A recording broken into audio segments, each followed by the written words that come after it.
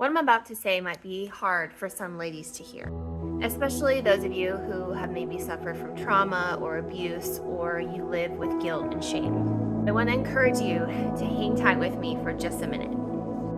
As we read the Word of God and as we get to know God, there are going to be parts of God that we just don't like. A lot of people feel like the God of the Old Testament is angry and has wrath, and versus the God of the New Testament has more love and care for us.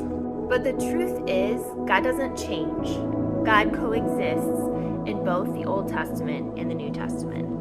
And here's the deal. God is sovereign, He is just, but He is also loving and has grace and mercy. And oftentimes, we want to just focus on certain parts of His character, like His love, His grace, His mercy, without focusing on His wrath or His justice. Here's the thing.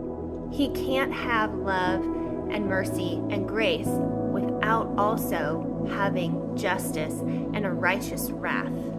It is because of those characters that He is loving. If you're a parent, you understand this. You have to correct your children. You have to bring and set good boundaries in their life. It is for their good, right? It's no different with God. I've been reminded of these characteristics of God as I've been reading through the book of Ezekiel and Romans. In Ezekiel chapter 36, verse 26 says, "And I will give you a new heart. I will put a new spirit in you. I will take out your stony, stubborn heart and give you a tender, responsive heart. And I will put my spirit in you so that you will follow my decrees and be careful to obey my regulations." The top thing to remember, no matter who you are, is that God is innately good. He knows everything. He can control everything because He is God. And so if we don't remember that, it's going to be very hard for us to be okay with some of the parts of God. And you know what? That's okay. That's a struggle that all of us have to go through in order to understand more of His love. And it's because of His justice and His righteousness that He loves us. He is good.